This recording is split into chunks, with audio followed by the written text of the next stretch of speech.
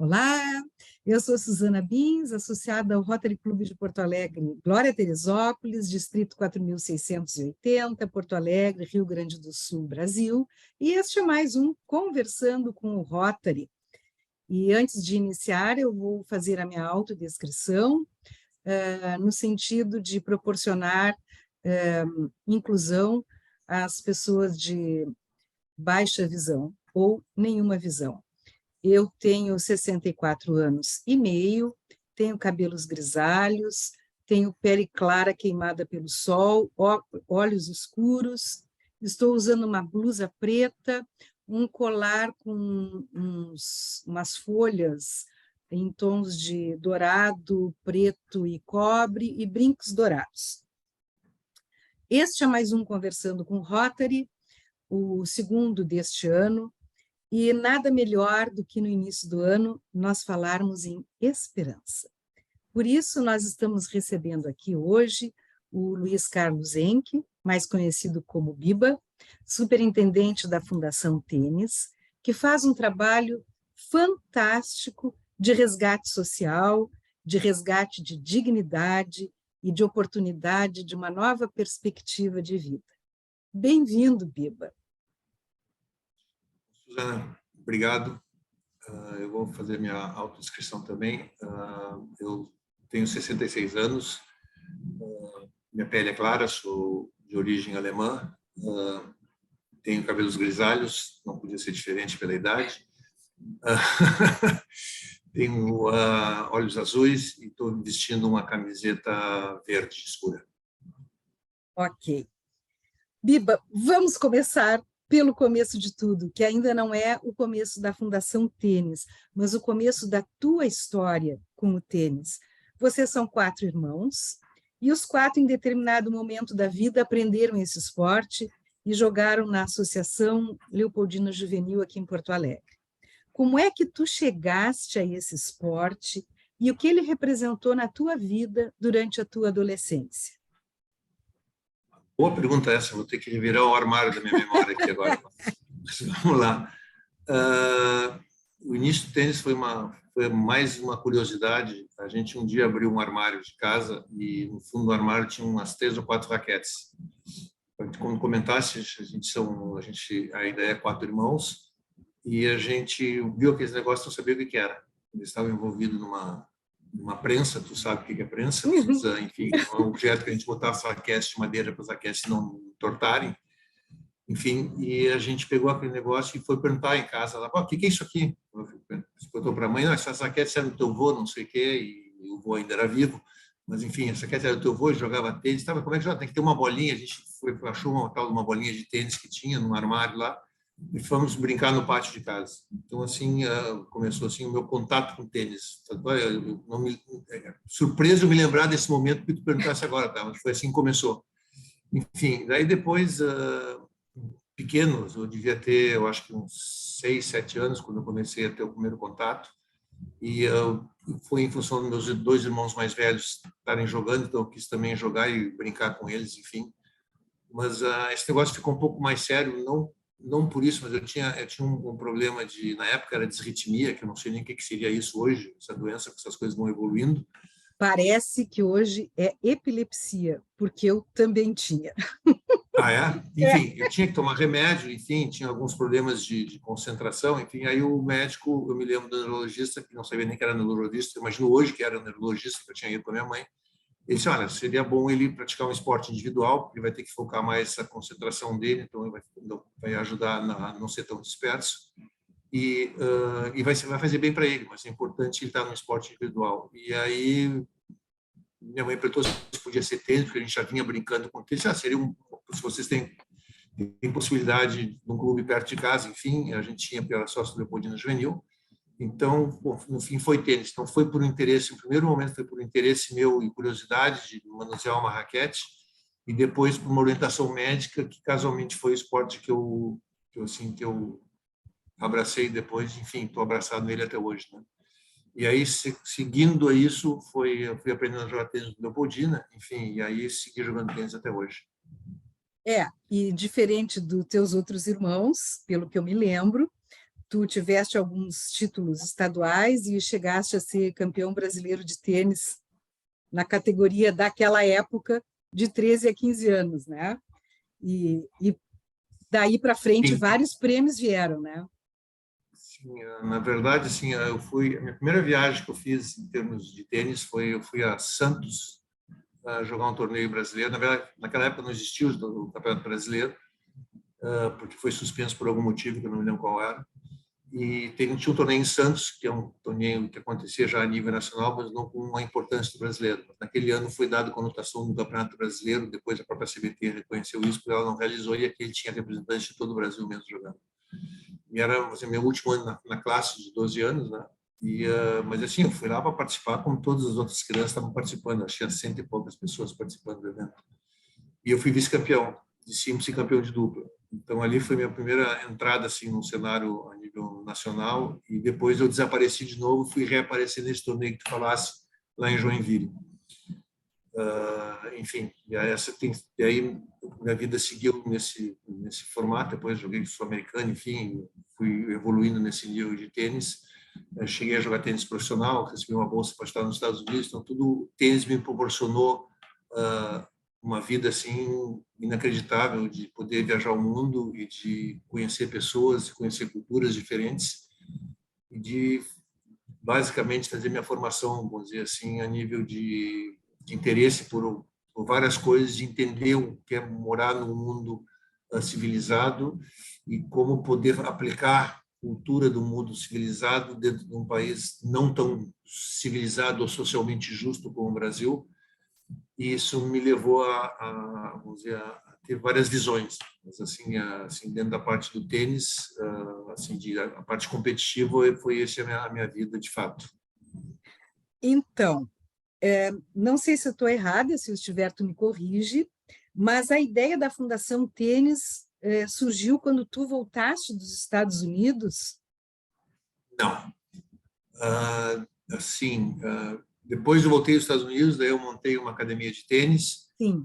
dentro do Leopoldina Juvenil mesmo. Depois eu construí uma sede própria, num terreno alugado, óbvio, a gente só fez a obra, de 4 quadras de tênis ali ao lado do Colégio Dom Bosco. Daí a gente começou para dar aulas para executivos. Dali a gente montou um centro de treinamento ali dentro mesmo dessa academia. Aí o Leopoldina, nesse meio tempo, me chamou para trabalhar, para treinar a equipe de competição deles. Depois eu montei o centro de treinamento ali no Leopoldina, ali no Porto Alegre Tennis Center, que era o nome, e a gente começou um centro de treinamento bastante exitoso, na verdade. Talvez tenha sido o primeiro centro de treinamento do Brasil na época. Eu tive uma oportunidade no Leopoldina, eu conheci a minha atual esposa, acabei treinando ela, e a gente rodou o mundo por provavelmente uns 8 anos, jogando torneio. Jogou tênis profissional a nível bastante de sucesso, ela jogou todos os torneios dos Grand Slam do mundo, foi número 31 do mundo profissional. Então, por isso eu tive assim, um conhecimento bastante grande dos outros centros de treinamento, onde a gente conviveu, e eu trouxe essa experiência para dentro de Porto Alegre. A gente começou a trabalhar, fazer um trabalho com a Federação Gaúcha de Tênis, num centro de treinamento aqui. E dali, desse centro de treinamento, dessa experiência que eu tive, eu segui viajando. Depois a Niage parou de jogar e eu segui viajando com esse grupo. Aí eu resolvi me aquietar, mas a ideia era assim, fazer alguma coisa diferente que eu não sabia o que era. Nesse meio tempo, um grupo de empresários do Brasil, aí em Porto Alegre, se reuniu e queriam fazer um projeto social. Estou falando já aí em 1999, 2000, 2001, que a gente começou a conversar sobre isso. 2001 a fundação foi efetivada, foi criada, na verdade, por esses empresários, e eu fui convidado a iniciar o trabalho, e criar um trabalho social dentro da Fundação Tênis. O escopo dela tinha alto rendimento, que na época, eu confesso, era o que mais me interessava. Eu nunca tinha feito trabalho social na minha vida, no sentido assim com tênis, né? E assim, vivi muito tempo com trabalho social depois que fui me dar conta da minha avó fazer trabalho social, se envolver na igreja, minha mãe ser envolvida. Minha mãe fundou a Associação Democrática Feminina Gaúcha. Então, assim, foi um negócio assim, na época. Hoje se fala em feminismo, né? Mas naquela época já tinham bandeiras andando há bastante tempo atrás. Então, assim, tinha ações sociais muito fortes. Depois que eu me dei conta que eu tinha um viés social assim, correndo no meu sangue, enfim, e foi muito bacana assim, me lembrar desse histórico da família se envolvida nisso, né? Ter se envolvido com isso. E aí a fundação nasceu, mas eu com o olho mais na parte de alto rendimento que a gente ia criar mais lá na frente. Nunca se criou isso dentro da fundação, se criou depois um outro projeto, mas não a fundação, e a fundação ficou restrita a projetos sociais. E aí começou minha caminhada dentro da área social, do terceiro setor, que de novo, eu não conhecia nada. E hoje, sim, tenho orgulho bastante do que foi construído até agora nesses 22 anos. Faz 22 anos agora em maio.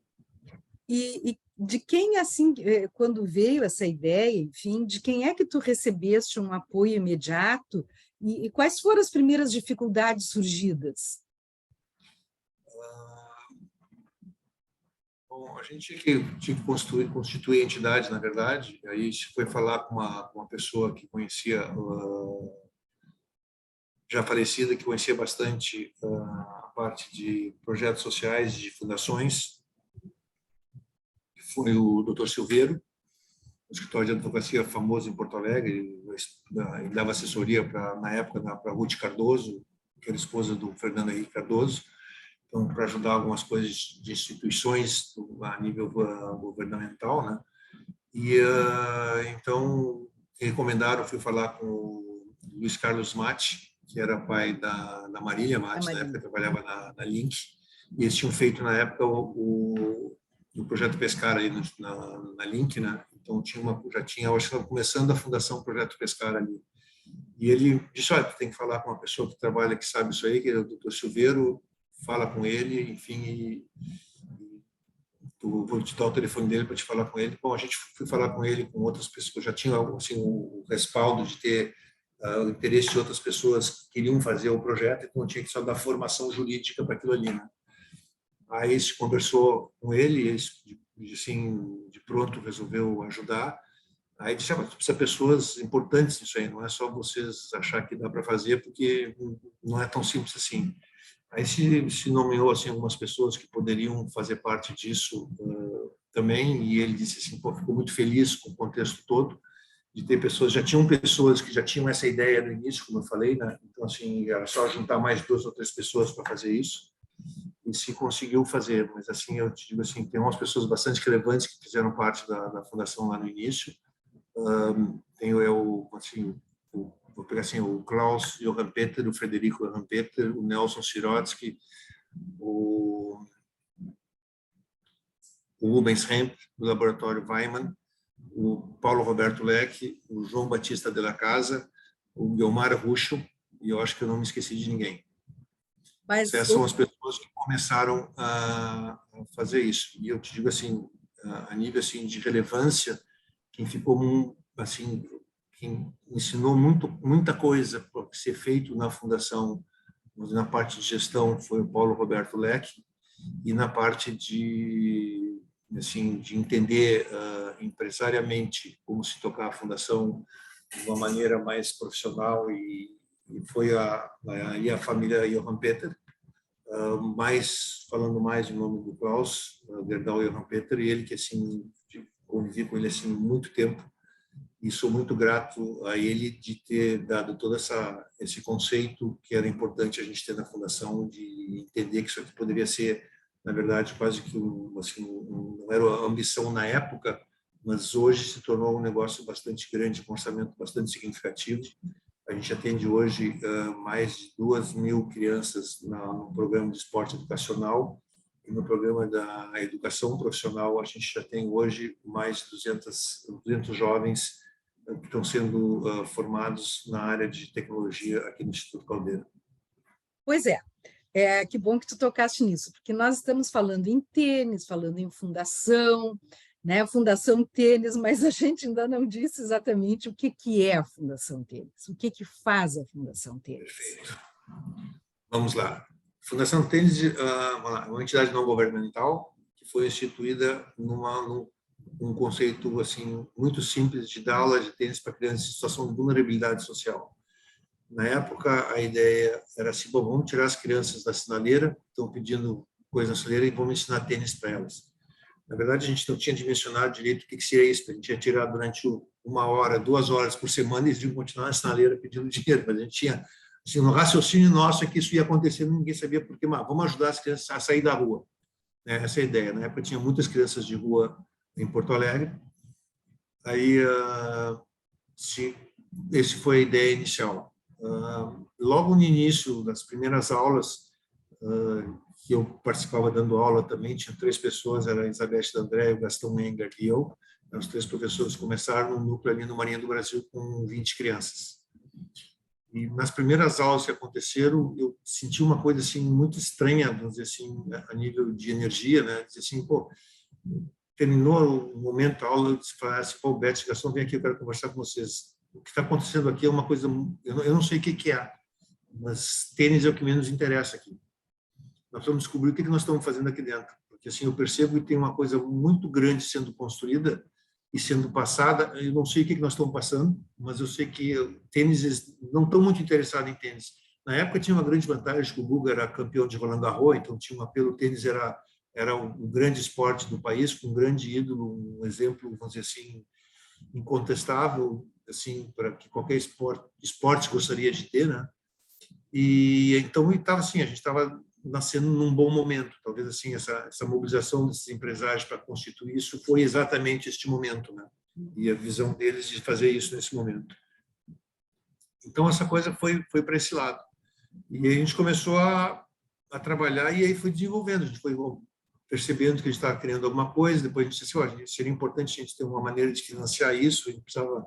Daí o Frederico e o Johan Perdiz já eram uma pessoa ligada no terceiro setor, tinham acabado de fazer essa lei da criança e do adolescente, fizeram estatuto, enfim, e aí tinha a nível governamental um incentivo fiscal de imposto de renda de doação. Então ali o Frederico viu uma grande chance de, dentro da própria Gerdau já existia o Fundo Pro Criança que eles tinham desenvolvido e criado dentro da Gerdau para os colaboradores fazerem doação também para o fundo, para ajudar, vamos dizer, que a situação de vulnerabilidade social. Então, ali a gente achou, bom, então a gente precisa fazer isso para também poder crescer. Então, na época, para a gente poder receber recurso, ter um projeto aprovado, a entidade precisa ter um registro no Fundo Criança em Porto Alegre, e esse registro, a gente tinha que ter uma atividade durante 2 anos acontecendo em Porto Alegre, para depois receber o registro e depois poder aprovar um projeto para poder captar recursos. Nesse meio tempo, a gente tinha uma ansiedade de crescer, de experimentar coisas novas. A gente foi para Sapiranga. Eu tinha um amigo meu que dava aula de tênis lá. Eu liguei para ele e disse, olha, uma coisa, tu topa trabalhar num projeto assim que a gente está começando em Porto Alegre, mas eu tenho uma condição assim, a gente precisa fazer isso através do Fundo da Criança e do Adolescente. Eu descobre se existe o Fundo da Criança e do Adolescente em Sapiranga. Se der, a gente marca uma reunião para eu poder conversar com eles e a gente mostrar a nossa intenção. Aí ele ligou lá, conseguiu o telefone, a gente falou, fiz uma reunião no fundo em Sapiranga e, para surpresa minha, a agilidade foi assim, quanto tempo demora para a gente poder viabilizar a captação de recursos? Assim, se me trouxer um projeto amanhã de manhã, amanhã de tarde eu aprovo, no outro dia eu te dou o certificado de captação e no outro dia tu pode sair captando. Então, assim, não existia uma burocracia. Também eu entendo porque Porto Alegre era assim, já existia várias entidades em Porto Alegre, então entrar uma entidade começando, o que essa entidade faz, era mais difícil de ter credibilidade. Então, assim, primeiro estabelece teu trabalho aqui, depois a gente vai analisar o que está fazendo para a gente não entrar em gelada te aprovando e tendo captação de recursos. Né? Então, eu entendo como uma coisa muito salutar o que o Porto Alegre fez na época e continua fazendo, diga-se de passagem. E entendo também o anseio do conselho na época, a Lela, que era presidente do conselho da criança e adolescente lá, disse assim, pô, tem uma oportunidade que eu não posso perder essa oportunidade, está querendo vir um projeto para cá e eu tenho que agilizar e tem chance de ter recurso para cá. Então, assim, são 2 momentos diferentes de municípios e de conselhos. Né?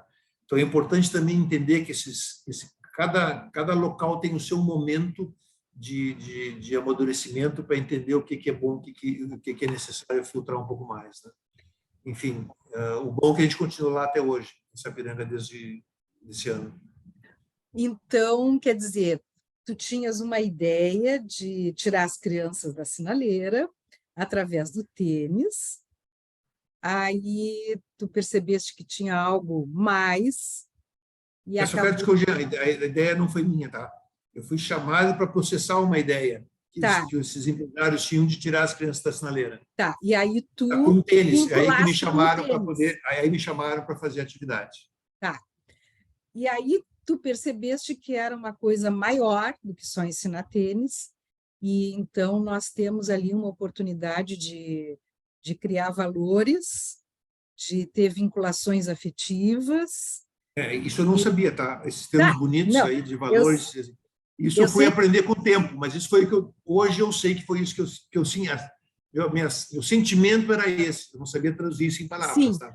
Não, o que eu estou dizendo é que hoje a Fundação Tênis, ela ensina o esporte, mas ela está Sim, preocupada com o desenvolvimento dos valores, com a sim, questão das crianças não abandonarem a escola, né? perfeito. Tem toda tem, é como tu disseste, o tênis ele é um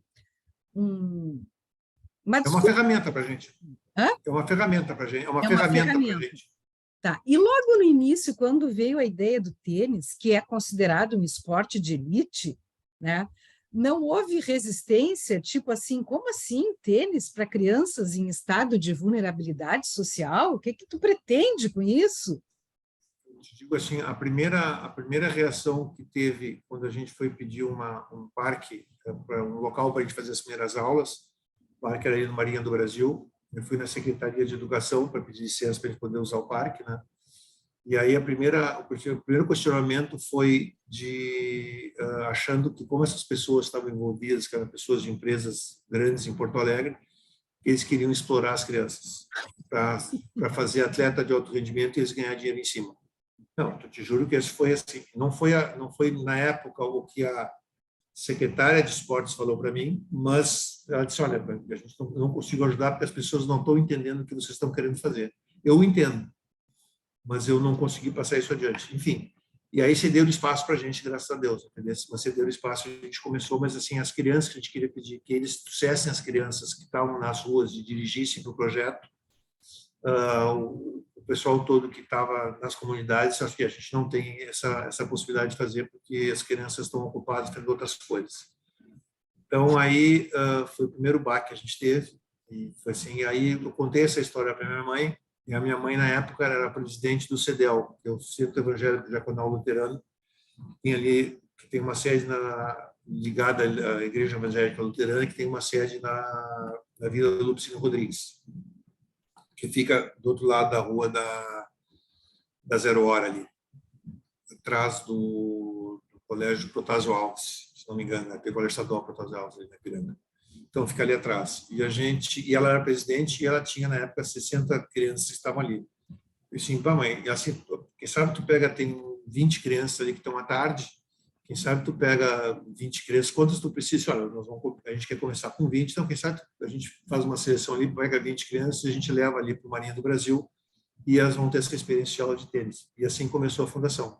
A gente começou com crianças em situação de vulnerabilidade, oriundas, vamos dizer, desse centro, e a gente começou ali. E a segunda turma que a gente abriu depois, ali no próprio Marinha do Brasil, foi também a construção da fundação. É uma vida assim, em cima de várias coincidências, e eu digo assim, sortes. A gente estava dando aula todos os dias e passava uma senhora ali na frente, indo trabalhar. A gente não sabia para onde ela ia, mas ela passava todos no parque, olhava, às vezes ela parava para assistir, seguia trabalhando, caminhando, enfim. Ela era professora na escola Martim Areia, que ficava ali em cima da Vila Cruzeiro. Uhum. Aí um dia na passagem ela parou para conversar e disse: pô, vocês têm, o que vocês estão fazendo aqui? Eu estou estudando aula de tênis, não sei o quê. Eu disse: a gente está fazendo um projeto assim, está começando assim. Se não tem interesse de ter mais 20 crianças aqui, eu posso trazer de um colégio que eu trabalho ali na Vila Cruzeiro. A gente: pode trazer, sem problema nenhum. A gente não sabia o que tinha acontecido, mas de repente apareceram 20 crianças para a gente trabalhar com elas também. Uma segunda turma. A gente começou a trabalhar e a gente começou a gostar e a gente começou a ir aqui, pô, vamos fazer o seguinte, vamos fazer com essas crianças, vamos nos importar pelo estudo, porque a gente queria já, naquela época, a gente tinha uma preocupação, pô, é bom que essas crianças estudem, não sei, para elas poderem seguir na vida, é importante estar no colégio. Então, a gente começou assim, a gente participar de algumas informações do colégio para a gente poder ajudar na educação deles. Né? Ali nesse centro evangélico era mais fácil, que a gente tinha acesso, eles tinham acesso à escola e a gente falava com eles. Então, a gente já tinha terceirizado o contato, eles passavam informações de como a família era, enfim, coisas desse tipo. Mas, assim, tudo de uma forma muito rudimentar. Aí a gente tentou, foi um dia, a gente ligou lá para a escola para fazer uma reunião, chegamos lá e disse, a gente quer saber a informação desses alunos que a gente está atendendo aí da escola, assim, assim, assim. Aí a diretora disse que não era essa pessoa que tinha passado lá, e disse, olha, a gente não pode passar informação nenhuma de aluno nenhum, vocês não podem ter acesso a nenhuma nota dos alunos, vocês não podem ter informação a nada. Na verdade, a gente entende hoje, e entendia depois, passou a entender na época, que isso era, assim, na verdade, era proibido passar informação, e a gente entende por que hoje. Na verdade, a gente não era, na verdade, assim, 3 pessoas de uma entidade ainda que não existia legalmente, né, porque ela foi existir 6 meses depois só. Então, que estavam trabalhando com um grupo de crianças e, pô, como é que a gente vai pegar a informação da escola, da família e da vida das crianças, né? Então, era muita pretensão nossa, embora nosso objetivo era muito, assim, eu achei muito nobre, né? Mas a gente não podia ter essas informações. Daí depois isso foi evoluindo, daí o processo foi engraçado porque inverteu. A escola veio nos procurar saber o que a gente estava fazendo com as crianças, o que a gente estava ensinando as crianças. E aí a gente pensou, mas por que vocês querem saber? Nós estamos ensinando tênis. Não, vocês estão fazendo outras coisas com as crianças. A gente não sabia se era coisa boa ou coisa ruim, mas era enfático, assim, ó, estão fazendo outras coisas com as crianças. Nós não estamos fazendo nada, nós estamos na aula de tênis para as crianças. Não, mas é que, assim, mas por quê? Não, porque essas crianças estão mudando, assim, para melhor ou para pior, assim, não para muito melhor. As crianças estão começando a ser melhor aluno na escola, estão melhorando o rendimento escolar, estão concentrando mais na escola e a gente quer saber o que eles estão fazendo. Nada, a gente só está fazendo essa atividade que a gente está fazendo. E continua sem saber por que aquilo estava. Mas o fato era que estava tendo impacto. Daí a gente foi falar lá no CEDEL e a informação era a mesma. Olha, essas crianças estão melhorando. E aí a gente já tinha uma turma em Sapiranga. A gente foi falar com eles, não, as crianças estão melhorando. E era a mesma coisa. O que nós estamos fazendo que está melhorando? E a gente continuava dando aula de tênis. A gente fez isso durante 5 anos. A gente foi crescendo, óbvio. Aí, tá? A gente já tinha o núcleo da PUC. Quando entrou, eu estava conversando com o diretor da Faculdade de Educação Física, que a gente estava precisando mais alunos da Educação Física para ser monitores nos nossos núcleos, e a gente queria dar uma oportunidade para pegar esses alunos para a gente poder ajudar na formação deles profissional. Se eles fossem trabalhar na fundação, a gente não sabia, a fundação precisava crescer muito, mas, assim, no primeiro momento, a gente estaria colaborando na formação profissional deles através de uma maneira nova de trabalhar.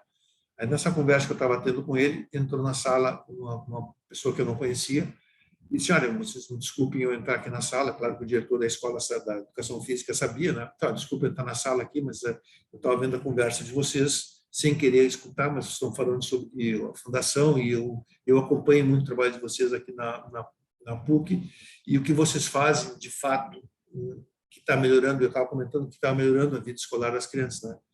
Ele disse assim, não, o que vocês fazem, de fato, tem um nome, vocês fazem educação olímpica. Vocês estão educando essas crianças através de passagens de valores, que vocês nem sabem os valores que vocês estão passando, vocês estão fazendo esses valores, e vocês fazem de uma maneira que eu fico impressionado, porque eu acompanho o trabalho de vocês aqui na PUC, e eu não consigo fazer isso no trabalho que eu estou fazendo com o grupo que eu faço aqui na PUC. Vocês têm uma maneira de trabalhar que é muito, assim, muito significativa, e eu gostaria de colocar à disposição para vocês entenderem na teoria o que na prática vocês estão fazendo. E aí vocês vão se empoderar disso e vocês vão ser muito mais eficazes na prática do que vocês estão sendo hoje. Então, eles explicaram assim, algumas coisas básicas da gente fazer, que ter um ritual de entrada, depois a aula propriamente dita e um ritual de saída, onde na ritual de entrada se conversava, além de fazer a chamada, se conversava com as crianças um pouco e tentar entender como é que estava o momento delas ali como é que tinha sido o fim de semana, o dia anterior, para ver se tinha tido algum problema, alguém tinha assim, algum anseio um pouco maior, ali as crianças falavam algumas coisas, depois iam para a aula, a gente ali apresentava o que a aula ia acontecer, e depois tinha um ritual de saída, que era como eles tinham vivenciado a experiência daquela aula e o que eles tinham achado, para se contribuir alguma coisa para a formação da próxima aula, o planejamento da próxima aula. Enfim, aí a gente montou isso e aí a gente começou a perceber que o ganho tinha sido muito grande em cima de ter tido absorvido essa educação olímpica, né?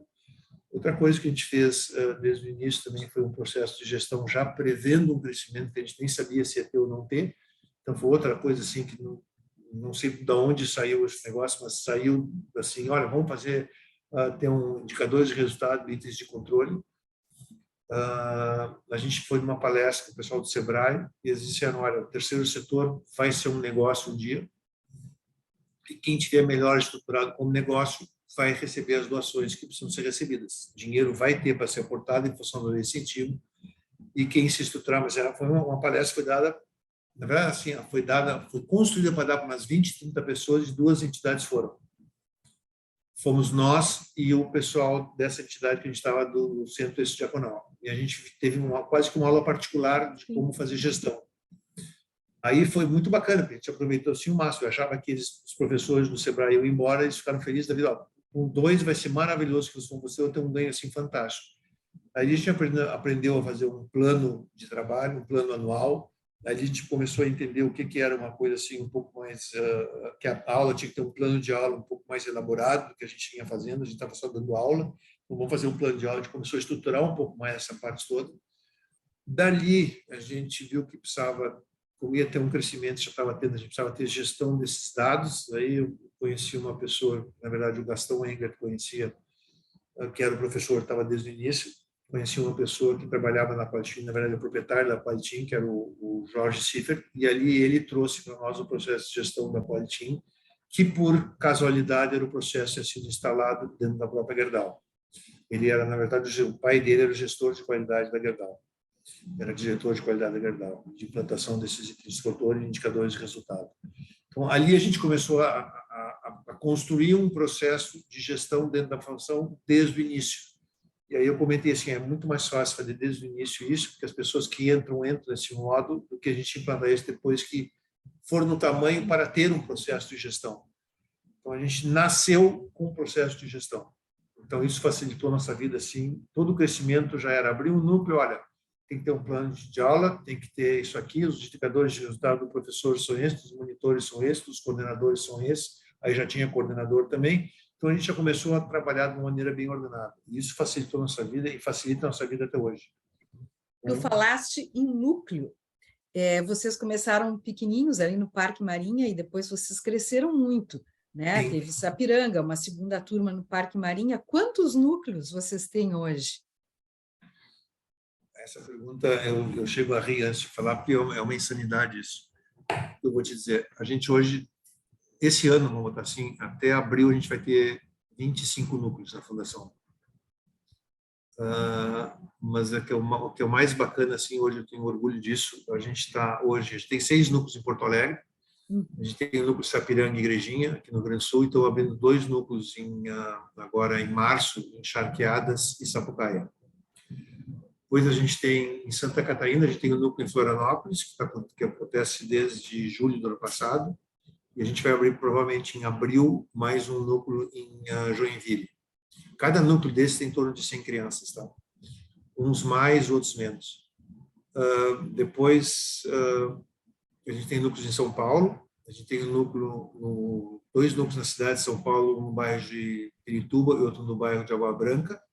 Depois a gente tem núcleos em Santana de Parnaíba, um em Jundiaí, um em Mogi das Cruzes, outro em Jacareí.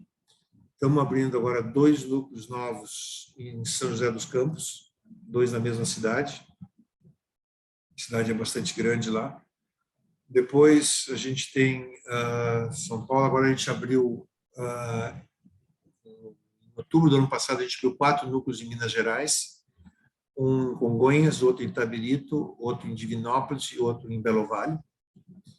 Então, a gente hoje vai ter até 24 núcleos, em torno de 2.400 crianças, mas hoje estão sendo atendidas mais de 2.000 crianças na Fundação. Fantástico. Dentro da área do esporte educacional, Sim. que é o tênis, onde começou tudo. Sim. E durante esses 21 anos da Fundação, como tu já falaste, muitas crianças foram atendidas e muitas histórias bonitas e impactantes devem ter sido vivenciadas por vocês. Eu sei que são muitos anos, mas tu tens uma ideia, assim, por alto, de quantas crianças já passaram por vocês? E, por exemplo, teria alguma história bonita de resgate que tu te lembres que poderia ser compartilhada? Olha, estava compartilhado, assim, o número de histórias compartilhadas assim, é absurdo, tá? Bom, primeiro, de responder com números. A gente tem mais de 4.000 alunos que passaram pela Fundação hoje. Tá? Outra coisa, um dado bacana, a gente tem dados, bastante dados. Hoje a gente, esses alunos ficam conosco em média 3 anos e meio a 4 anos, o que é bastante para projeto social, principalmente da maneira que a gente é estruturado. Eles vão ter aula de tênis e só, eles não ficam num local passando a tarde inteira. Então, eles se deslocam para o local, tem aula de tênis, 1 hora, 50 minutos a aula e voltam para a comunidade deles. Ou é feito dentro da comunidade, mas eles saem do ambiente da aula e a gente não atende mais eles. Então, assim, são as coisas assim, que isso nos surpreende assim, com essa quantidade de horas com eles, que é muito pouco, de 50 minutos 2 vezes por semana. A gente tem um impacto muito grande na vida deles. Então, assim, hoje a gente entende por quê, eu posso até falar um pouco mais sobre isso, um pouco mais à frente, por que esse impacto acontece, por que essas coisas acontecem, mas, assim, esses são os dados que a gente tem. Histórias, assim, eu digo assim, de novo, assim, são várias que a gente tem, eu posso relatar algumas, mas eu quero pegar assim, uma muito bacana e uma muito ruim, tá? Que ela se torna muito boa. Tá? Ela é muito triste, mas se torna fantástica pela visão do personagem. Aí vocês vão entender por que é uma coisa assim muito significativa. A primeira história legal eu tenho assim, quando a gente fez um filme de 15 anos da Fundação, que a gente reuniu esses 20 alunos da Fundação para fazer uma gravação de como a vida deles tinha mudado, que a gente não sabia se tinha mudado sim ou não, mas qual era o impacto da Fundação na vida deles, que a gente tinha alguma participação ou não. Aí, dos 20, 12 apareceram para conversar, e a gente avisou que ia ser filmado, ia fazer um filme, enfim. Talvez por isso 12 apareceram, senão, se fosse só para conversar, não apareciam 12, estou brincando. Mas, enfim, o bacana foi assim que todos eles disseram a mesma coisa, assim, que a gente tinha dado, assim, tinha passado valores para eles, os valores de amizade, respeito e excelência, era uma coisa muito forte para eles, que a gente tinha dado carinho para eles, que nunca ninguém tinha brigado com eles, a gente tinha acolhido eles, quando tinha um problema a gente conversava com eles, não eram expulsos das aulas, podiam fazer coisas erradas, mas sempre era conversado primeiro, para ser desligado da aula, era um negócio assim, tinha que fazer muita bobagem, eles dizendo mesmo, era engraçado escutar deles isso, né? Mas enfim. E aí eles comentaram assim, que quando eles começaram a ganhar coisas da Fundação, camiseta, eles mexiam assim, a camiseta que a gente ganhava, não era essas camisetas bonitinhas que vocês estão usando aqui hoje, vamos dizer, como é que chama, esse tecido de fibra, né? Na época que algodão, e o algodão ficava tudo as golas, tudo torta. Eles falando, era muito engraçado assim, a maneira que eles entendiam, né? Daí, cada coisa assim que a gente conseguia de conquista para eles, eles valorizavam muito. Lembra quando a gente ganhou os tênis? Lembra quando a gente ganhou o calção?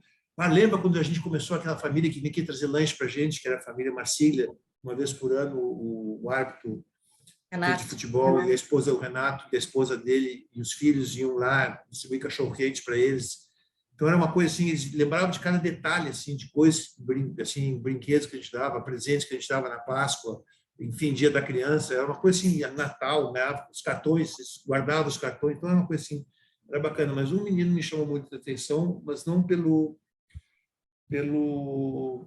que ele falou, e sim pelo que ele trouxe para a filmagem. Tá? Ele chega na filmagem assim, uma menininha pequena, uma filha provavelmente de 3 anos no máximo, de mão dada, e chegou, o Biba, tu me desculpa, eu trouxe a minha filha aqui porque minha esposa está trabalhando, estou com ela aqui, então eu não tinha como vir sem não trazer ela. Eu tinha prometido para ela esse fim de semana também, se ela se comportasse, não chorasse na vacina, que eu tinha sido vacinada, não sei contra quê, e se ela não chorasse, eu comprava um McLanche feliz para ela. E aquele sinal, quando ele acabou de falar aquilo, assim, no cérebro assim explodiu assim uma conexão assim, mas que coisa louca. Esse menino, quando tinha aula conosco, e eles relataram isso antes do filme, né? Eles começavam a relatar, já ele chegou mais tarde um pouco, e uns já tinham relatado, lembra que a gente vinha para cá para ganhar, eles dividiam metade de um pacote de bolacha recheado, cada aluno. Então tinha uma pessoa que era amigo daquela primeira professora que passava no parque, ela conhecia uma amiga, ela falou, e não, eu quero ajudar, o cara tinha uma locadora, uma videolocadora, olha quanto tempo fazia isso, videolocadora o cara tinha, e o cara comprava uma caixa de bolacha, e ela levava para a gente lá, e a gente cortava o pacote de bolacha ao meio e dava para cada criança metade de um pacote daqueles. Eles iam para a aula para comer metade de um pacote de bolacha recheada.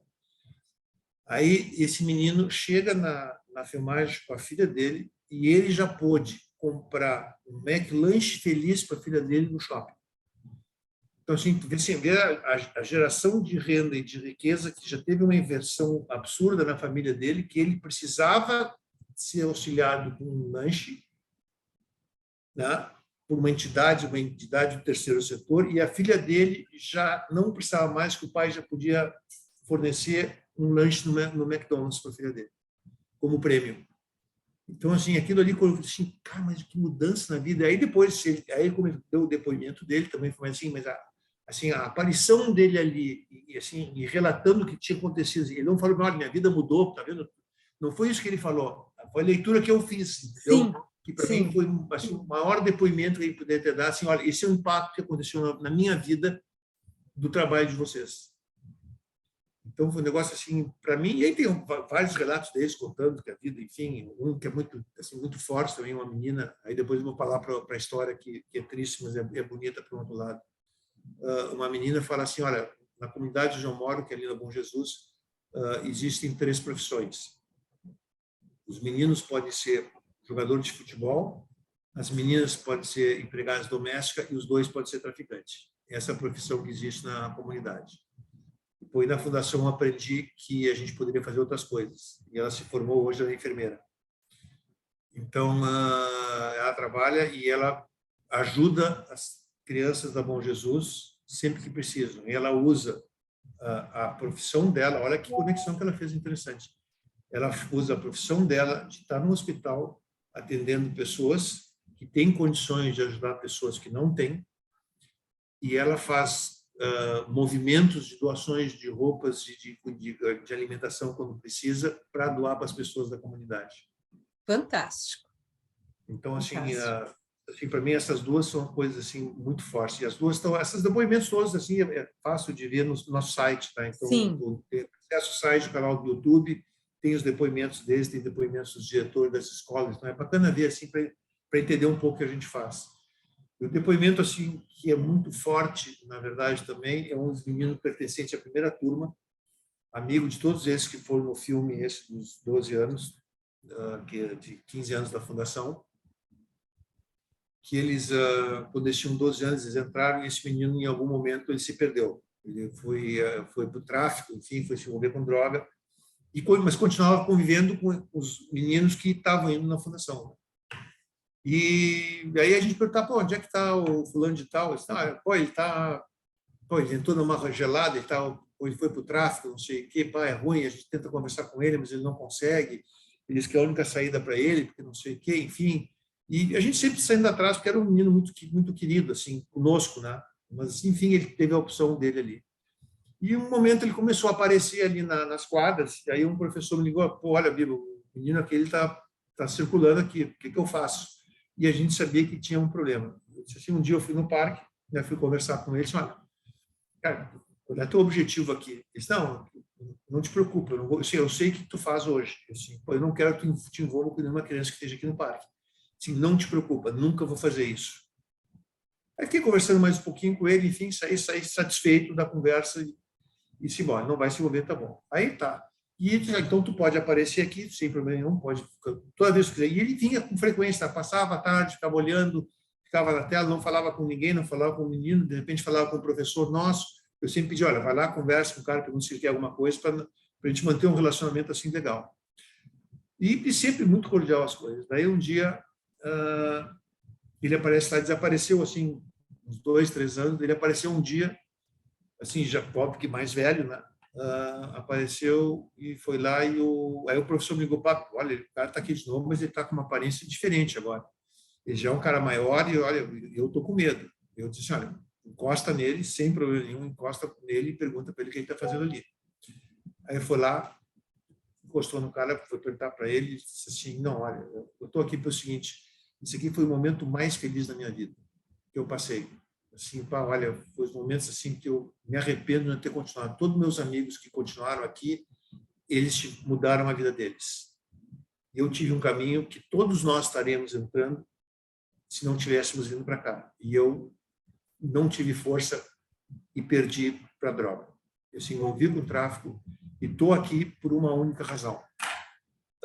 eu estou jurado de morte, um conflito de tráfico lá na vila, e eu não sei quanto tempo eu tenho. Eu sei que eu não vou ter muito tempo de vida, mas eu queria vir aqui me despedir daqui, porque aquele foi o único momento feliz que eu tive. Naquela noite mataram ele. Então, assim, eu digo assim, a história, assim, eu me emociono ainda com esse negócio, mas assim, já contei várias vezes essa história. Mas assim, dentro da tristeza da história, assim, tu vê assim a leitura dele, da construção que foi feito com ele, e ele não se sentiu forte o suficiente para sair, e ele disse, mas aqui foi a única vez que eu fui feliz na minha vida. Então, assim é um reconhecimento que a gente estava no caminho certo, e também um aprendizado para a gente, senão não vamos conseguir salvar todo mundo, porque cada um tem o seu caminho, vamos dizer, não sei se está traçado ou não está traçado, enfim, mas assim, cada um já tem vão definindo seu caminho, tomando suas decisões, mas é bacana assim ter um reconhecimento numa hora dessas da complexidade que são essas coisas e dessas decisões. A gente não consegue tirar todo mundo, né? Tu sabes que É importante a gente saber também, todo o trabalho do terceiro setor tem os seus limites e faz parte. Mas assim, ter um reconhecimento desses, mesmo quando tu perde um aluno, assim, é uma coisa assim, talvez a gente tenha perdido outros que a gente não sabe, mas esse a gente teve assim a oportunidade de ter esse reconhecimento, né? E ter um entendimento do que a gente está construindo é bacana e dá força para seguir fazendo, né? Então isso é uma coisa assim que nos mexe assim, nos movimenta assim muito. tu sabes Assim, que eu fui um dia desses comprar ração para os cachorros numa pet, sim. E eram muitos sacos e pesados, né? E aí a gente disse para o rapaz, um rapaz super gentil, né? Ele perguntou, vocês querem ajuda para levar até o carro? Ah, queremos. Aí abrimos o porta-malas e tinha ali uma caixinha de bolinha de tênis, né? Ele olhou a caixinha, os olhos dele brilharam e ele disse, vocês jogam tênis? E eu disse, sim, eu sei jogar. Aí eu olhei para ele e disse, tu foste da Fundação Tênis? Sim, a senhora sabe o que é? Sei. E eu digo, tu estás lá ainda? Não, porque eu já passei da idade. Mas todos os meus irmãos ainda estão. E a senhora não sabe o quanto eu fico triste por não poder mais ser e o quanto a Fundação faz por eles. Tu vê? Negócio assim, né? Não, mas é assim, essas coisas acontecem assim bastante com a gente também, assim, então de repente estar na rua, comigo menos hoje que eu tenho menos contato assim no dia a dia, essa é a minha grande assim perda que eu tive dentro da fundação, se é uma coisa que eu posso dizer que eu tive alguma perda foi essa do contato com as crianças em si no dia a dia, né? É uma coisa assim impressionante isso. Mas assim, esses retornos são muito bacanas. O Biba, e uma outra coisa muito legal que a Fundação fez, que é o Rolando Garra. O que é o Rolando Garra? Olha o título, né? Olha o nome, né? Fantástico também, né? Com certeza. Aquilo foi assim, a gente queria fazer sempre teve a ideia de fazer um momento de confraternização dos núcleos da fundação, mas a gente não tinha dimensão do que significaria. A gente queria só assim, vamos botar todo mundo para jogar, fazer um torneio para eles conversarem, enfim. A gente não tinha noção assim do que aconteceria num evento desse em termos de relacionamento, o que significava esse relacionamento deles com pessoas de outros núcleos que eles vivem em comunidades que acaba sendo um convívio muito restrito e muito fechado na região onde eles estão, né? E eles não circulam muito na cidade, eles ficam naquela comunidade ali. Então, eles começaram a falar entre comunidades, assim, e às vezes, inclusive, assim, comunidades que se conflitaram em função de tráfico, não eles propriamente dito, né? Mas assim, tinha assim, e sempre tem esse problema, né? E ali aquilo nunca foi levado ali para dentro. Então foi uma coisa assim, uma das coisas que a gente se orgulha bastante também de ter construído assim um ambiente nesse evento que tu conhece bem, né? Eu já fosse várias vezes, inclusive colabora muito lá no evento, sendo mestre de cerimônias, mas enfim, a gente entende assim que ali é um momento assim de uma energia, eu chamo assim uma energia divina muito forte, que entra ali dentro e consome o prédio inteiro ali da PUC, da Educação Física da PUC, porque a gente vai voltar a fazer esse ano, depois de 2 anos sem fazer, em função da pandemia. 3 anos, na verdade, a gente vai fazer esse ano agora. E assim, está bastante ansioso, só que o volume agora já é muito mais gente que a gente tinha. Sim. A gente congregava ali 700 jovens no evento, vai continuar congregando 700, mas vai botar uns 2.400 na fundação. Vinha gente de São Paulo para cá para fazer o evento, provavelmente a gente não faça isso, a gente vai fazer um evento em São Paulo, que já vão ter 800 jovens lá participando também do evento, então a gente vai fazer eventos regionais agora também. Enfim, mas é um evento assim onde assim, é difícil de explicar aquele evento. Eu tentei explicar já para várias pessoas e não vou conseguir fazer aqui também.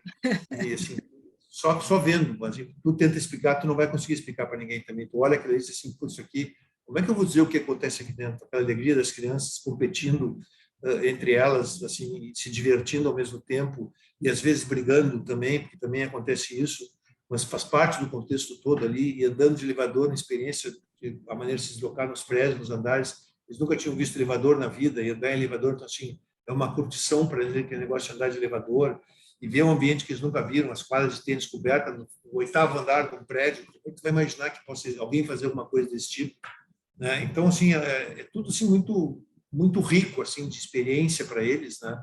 Mas o que mais me chama a atenção é assim a confraternização do ambiente que eles criam no final do torneio, quando eles começam a trocar de camiseta, cada núcleo tem uma cor diferente da manga da camiseta, para a gente poder identificar as crianças durante o evento, né? Mas no final eles trocam as camisetas, porque eles querem ter lembrança do núcleo, ou uns começam a namorar ali no Rolando Garra, é o primeiro namoro deles, também é o primeiro beijo.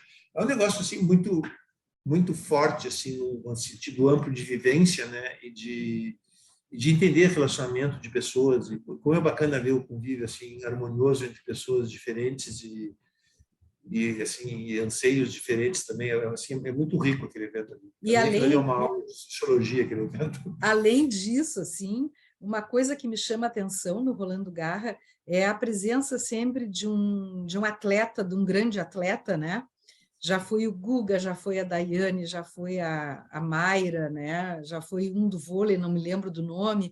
Então, eles conseguem ver uma pessoa que teve sucesso no esporte, e essa pessoa faz a entrega para os meninos da medalha Pierre de Coubertin, né? Sim. Que eles são escolhidos, né, como o próprio pelos seus próprios colegas, como um modelo de valores, né? Isso eu acho fantástico. Isso. Assim, eu acho que sem explicação. E sabes que uma vez eu estava lá olhando e uma senhora parou do meu lado e me disse assim, aquele ali é o meu filho. Ah, que bacana. A senhora sabe como é que se joga tênis? E aí eu disse, não. E ela disse, então eu vou lhe explicar. Aí ela me explicou bem direitinho, e eu digo, bah, que legal! E ela disse, mas eu tenho outra coisa para dizer. Depois que meus filhos começaram nesse projeto, eles são outras pessoas. O rendimento escolar deles é outro, e a relação nossa, dentro da nossa casa, é outra. Ah, demais, né? Demais. É impressionante. Quando a gente escuta essas coisas, assim, quase enche os olhos, a gente larga, porque assim, é tão bacana escutar isso e ver isso acontecendo e saber se está se tendo um impacto. Mais bacana, assim, a gente tem esses depoimentos em qualquer núcleo que a gente esteja atuando. Então, assim, aí tu percebe assim, bom, a gente está fazendo uma coisa legal, ampla em todos os lugares, e assim, e a sensação que todo mundo está recebendo é exatamente igual. Então, está sendo transferido valores para as crianças em qualquer lugar do país onde a gente esteja. E isso, assim, para mim é muito gratificante. Isso. Assim, são coisas assim, são sem palavras a gente poder comentar no trabalho. E eu acho que nessa linha das gratificações, né, tem uma que eu acho que é fantástica, que recentemente a Fundação Tênis participou da Cúpula Internacional sobre o Esporte no Vaticano, né, junto com a PUC, com membros do Comitê Brasileiro Pierre de Coubertin, foram os únicos representantes do Brasil a participarem desse evento, que foi um apelo do Papa Francisco para a discussão da importância social, educacional e espiritual do esporte. Poderias nos falar um pouquinho sobre isso? Sim, eu te digo assim, para mim foi um dos momentos mais marcantes da minha vida. Nunca imaginei, primeiro, estar num evento de esporte, um evento mundial vinculado com o esporte, mas a Fundação Tênis ser convidada para isso, né? Foi uma coisa assim, um dia que eu recebi o e-mail do Vaticano, bem sentado para trás, porque eu não sabia o que era. Aí comecei a ler, tem uma coisa errada acontecendo, me mandaram para o lugar errado, mas enfim. O que foi mais relevante para a gente, assim, em suma, o evento era para saber da dimensão que o esporte, que algumas entidades estavam trabalhando no esporte no mundo, tinha pessoas de trabalhar com esporte com crianças em situação de vulnerabilidade como a gente, tinha gente que trabalhava com alto rendimento, então era assim, o esporte, a educação através do esporte de uma maneira ampla, mas vinculados todos com os valores olímpicos, isso que é o mais importante. Então, assim, o Papa Francisco reconheceu na pandemia que durante a pandemia o esporte foi uma ferramenta absolutamente valiosa para manter algumas ordens em alguns locais, né, que precisavam ser mantidas. Foi uma atividade física importante para não piorar a situação em relação à pandemia também, e ajudar até algumas pessoas depois na recuperação da pandemia. Então, tinha um apelo assim muito, e o esporte foi assim visto dessa maneira. E o Papa, que já vinha trabalhando nesse sentido antes da pandemia, isso eu não sabia. Então, eles já tinham uma ideia que o esporte era uma coisa que precisava ser valorizada na parte educacional e na parte de saúde, e na parte espiritual também. Então, que está dentro dos conceitos de Pierre de Coubertin, né? Então, claro, corpo são, mente sã e alma sã, né? Então, tendo toda essa coisa junta, tu tinha o ser humano seria uma pessoa melhor. Enfim, para surpresa nossa, assim, depois a gente tinha palestras no turno da manhã, foram 2 dias, palestras de manhã e grupos de trabalho à tarde, palestra de manhã e grupos de trabalho à tarde. E nesses grupos de trabalho, a gente trocava de grupos assim, com frequência durante a própria tarde, para ter uma interlocução maior com outros projetos, né? E eram produzidos por pessoas que estavam ali sabendo o que estavam fazendo com essa troca de experiências. Então, o que me chamou muita atenção assim foi a gente ser um dos poucos esportes que estavam fazendo atividade com a passagem dos valores olímpicos de uma maneira ordenada no mundo. Então, foi uma coisa assim, que me chamou a atenção isso. Todo mundo queria saber como é que eles iam fazer para passar esses valores. Os valores eram importantes, mas como se passava no esporte, como se passava, de que forma o esporte por si educa. E eu digo assim, sempre tem uma fase, depende de quem é o professor que está no esporte. Se tu pegar um professor errado, tu pode fazer uma lambança complexa através do esporte. O esporte passa a ser não uma ferramenta positiva, mas sim negativa. A mesma coisa como liderança, né? Você tem um líder negativo, um líder positivo, te leva, conduz para o caminho errado, para o caminho certo. Enfim, mas e a gente estava ali como uma das poucas das 200 entidades que estavam ali presentes que tinham essa prática de fazer isso, dizer, na prática, não é redundância, mas e eu fiquei surpreso com isso. Então, assim, eu fiquei muito feliz por ter tido lá atrás conhecido o Nelson, que era a pessoa que nos orientou, e disse, olha, isso é importante para vocês. E então, assim, foi uma coisa muito forte estar ali. Óbvio que tem, vamos dizer, as palestras foram com pessoas que eu nunca tinha visto na minha frente, assim, vi assim, aí tu vê o presidente do Comitê Olímpico falar, tu vê o presidente o executivo da FIFA falar, tu vê uma pessoa importante do Vaticano falar, aí entender como é que funciona a religião, como é que é a visão do Vaticano, qual é a grandeza da religião em relação aos assuntos que são abordados no mundo, que não é só a parte holística, né, da religião, e sim um outro ambiente que eles também estão preocupados com isso. Então, tu vê assim, uma preocupação geral e abraçando uma responsabilidade assim, e usando o esporte, que é, na verdade, a minha vida. Não estou falando tênis, óbvio, estou falando esporte como um todo. E assim, eu disse, pô, mas eu acertei em cheio em escolher o esporte ser meu meio de vida, né, profissional, e assim, de viver e poder passar essas experiências que eu vou conquistando durante a minha vida de poder passando para as outras pessoas, tendo oportunidade de ser convidado para falar mais sobre o que a gente está fazendo, sobre mais do que a Fundação representa. E aí, claro, a cereja do bolo foi que a gente sabia que poderia existir um momento do Papa assinar o documento junto com a gente, e a gente, durante todo o evento desde que a gente chegou, ele estava doente, ele estava com um problema na coluna bastante sério, e um problema assim, que estava assim, complexo também de saúde dele, e os médicos achavam que ele não ia poder estar no momento junto ali. E sempre todo mundo dizia ali do Vaticano, as pessoas do Vaticano diziam, olha, ele quer estar, mas talvez os médicos não deixem ele estar. Daí sempre fazendo, e aí tinha uma pessoa que eu conhecia que estava dentro ali, ele é um dos organizadores do evento, ele estava dentro do Vaticano. Ele disse que um dia estava lá e passou o Papa de cadeira de rodas para ir almoçar no mesmo salão que ele estava almoçando. Aí ele disse, pô, meu, o cara está mal mesmo, não é onda não, ele está mal mesmo. Aqui pediram para ninguém se aproximar dele, tinha umas 10 pessoas da organização ali dentro desse ambiente, né? Não é para chegar à porta, não é para conversar, não é pedir autógrafo, não é para nada, tirar foto sob hipótese alguma. Ele está aqui, mas ele tem que ficar recluso, ele não pode gastar energia em nada. Então a gente tinha uma consciência assim, olha, não tem como esse cara aparecer numa audiência dessa, ficar quase 2 horas numa audiência. Aí terminou o primeiro dia, disse, olha, amanhã talvez, quero avisar vocês que com certeza esse negócio possa não acontecer, mas ele continua querendo assinar o termo na frente de todo mundo. Então a gente diz assim, pô, vem cá, só deixa eu fazer uma coisa aqui que eu tenho que fazer.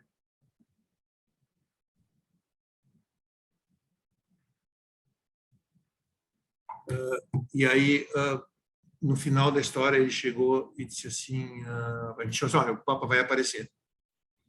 Foi assim, a gente teve um intervalo, era a última coisa do dia, seria ele aparecer, e antes do intervalo, disse, olha, depois do intervalo vai ter uma situação diferente, o Papa vai estar, nós vamos aí explicar tudo como ia acontecer.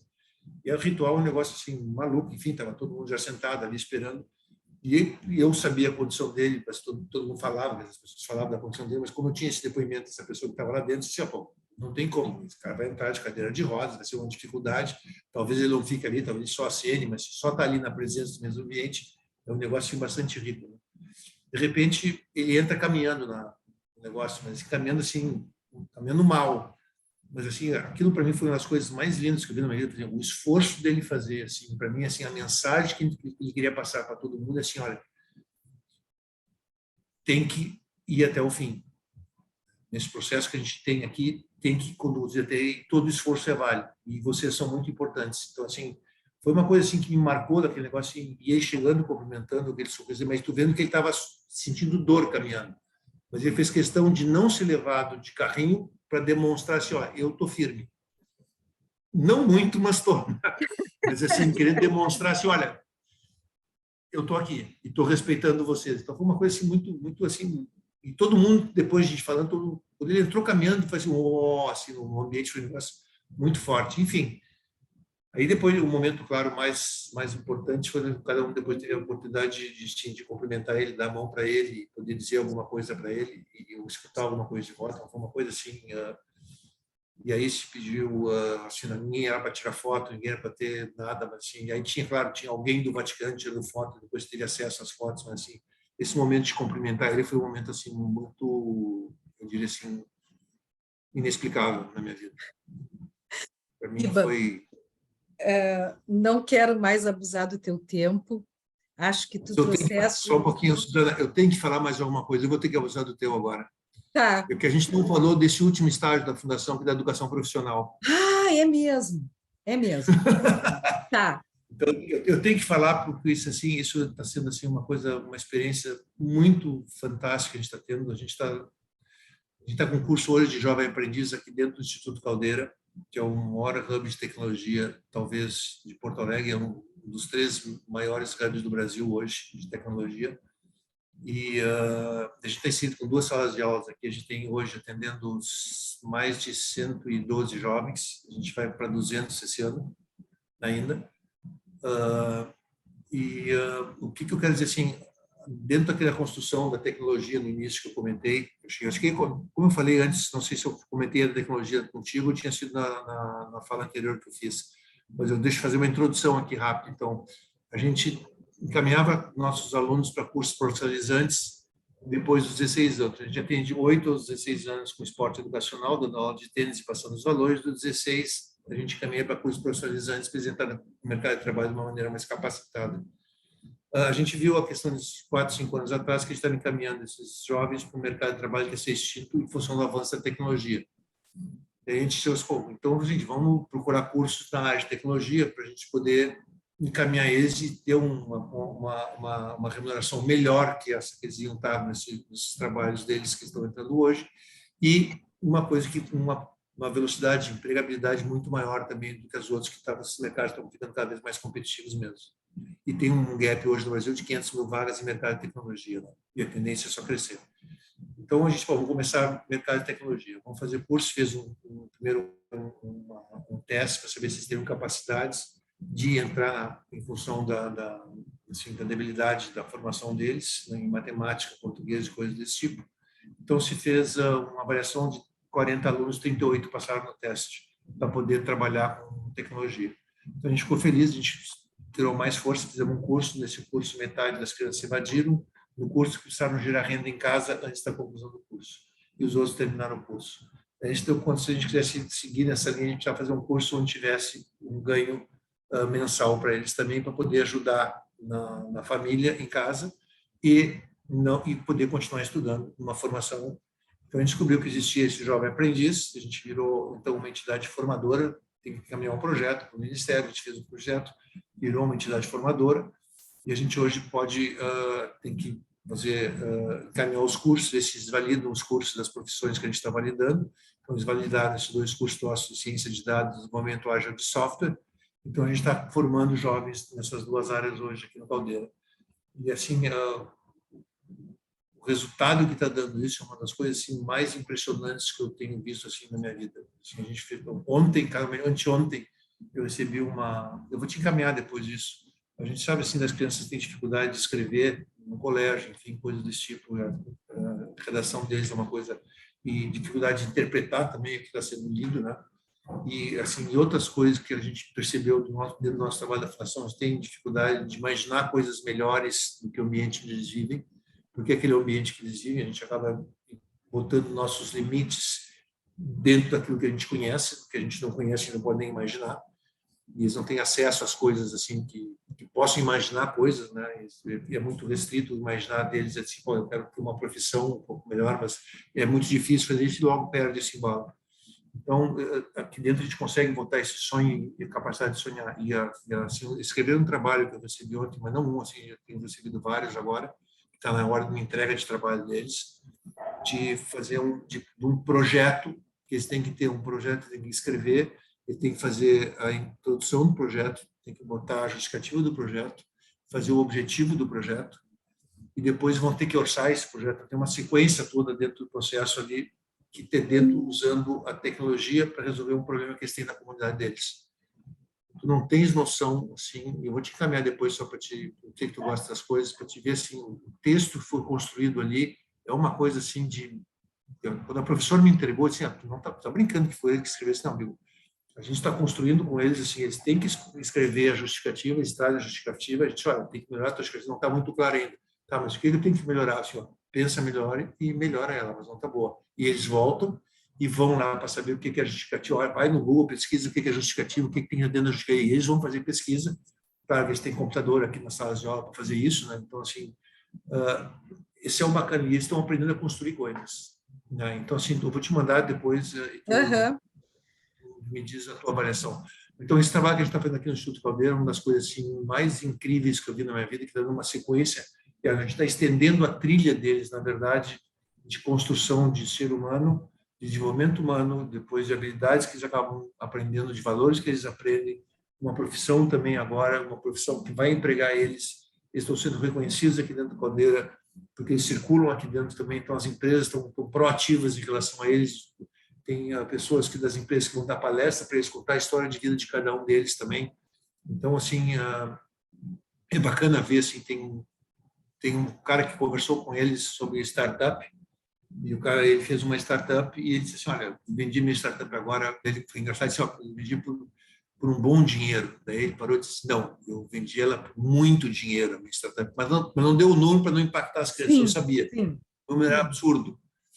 Mas o que eu não sabia, assim, olha, só quero dizer uma coisa, eu sou oriundo de comunidade como vocês.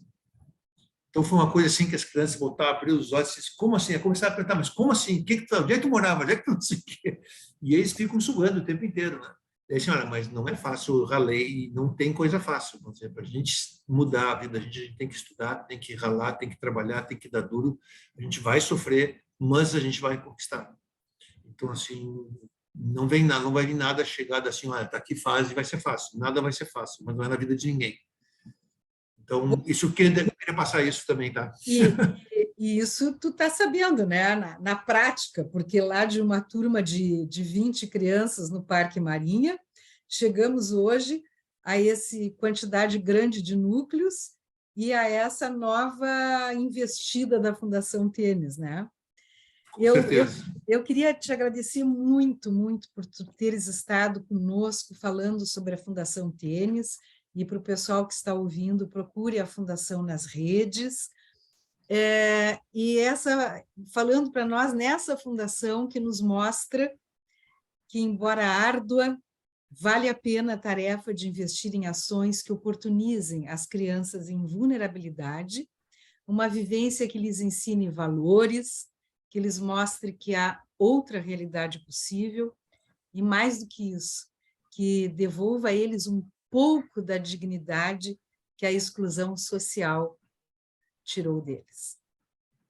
Muito obrigada e desejo um futuro ainda mais maravilhoso para a Fundação Tênis. Com certeza. Obrigado, Suzana. Obrigado pela oportunidade de falar sobre a Fundação, a gente poder passar para as pessoas que dá para construir um mundo mais justo através de trabalho, óbvio. Então, obrigado a quem está nos assistindo e em março voltamos com mais um Conversando com o Rod.